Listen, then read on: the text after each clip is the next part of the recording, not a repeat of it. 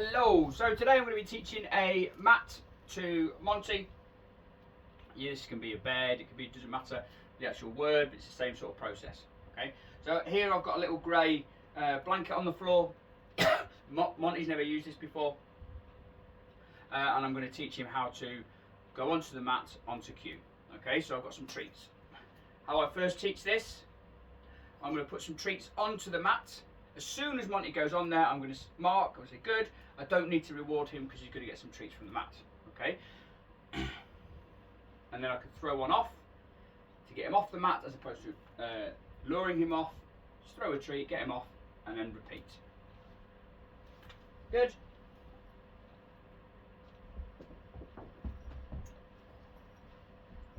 Good?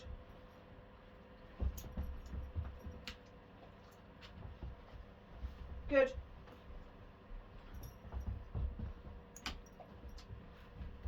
Good?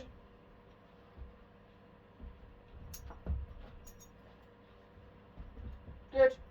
Okay, so there's a few quick repetitions. If you notice when I first started, it's just Monty happy to get a paw on there or two paws because it depends on the dog.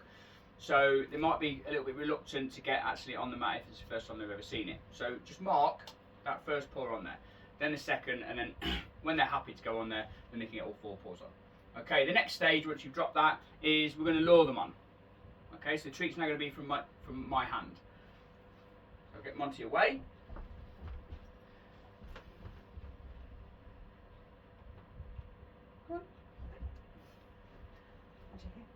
Good. So I'm trying to get all four paws on there. You saw. Good. Okay.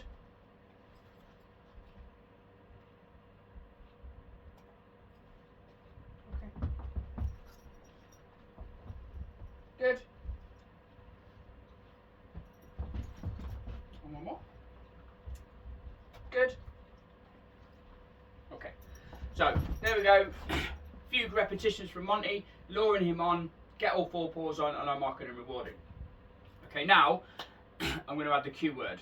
Okay, I'm not going to have anything in my hand. I'm going to simulate luring him on, but there won't be anything in my hand. Once he's on there, all four paws on, I'm going to say good, and then I'm going to reward again.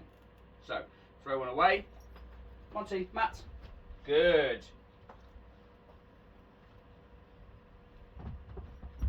Monty, mat. Good.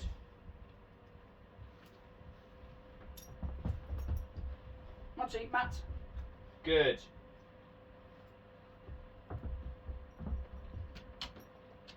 Monty, mat. Good boy. Mat. Good. Ouch. Snapped my finger off, boy. One more. Monty, mat. Good. There we go. Okay, so once I've got that, I just keep going at that, and then I start moving myself about and just like mat, and he goes to sit actually on the mat. Once I've moved a metre or two away and I've built up that distance, like I say to Monty or the dog, mat, and the dog goes to there, fantastic. Then we need to start building up some duration to it because the last thing you want is to teach a mat and the dog only stay on there for 2 seconds, for example. So you throw the treat away, you say mat, once the dog goes on it, you count, good, you mark, so 4 seconds for example, you mark, and then you reward, and you build up that duration on the mat.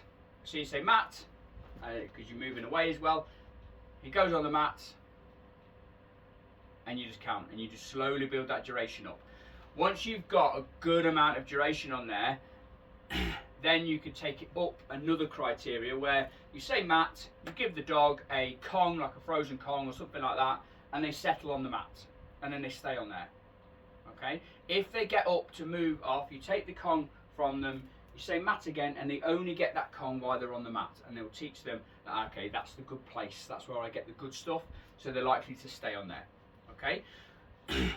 Point to note, when you're training a mat, or a bed, you don't really want to be interacting. Once the dog's settled on there, don't want anybody else interacting with them.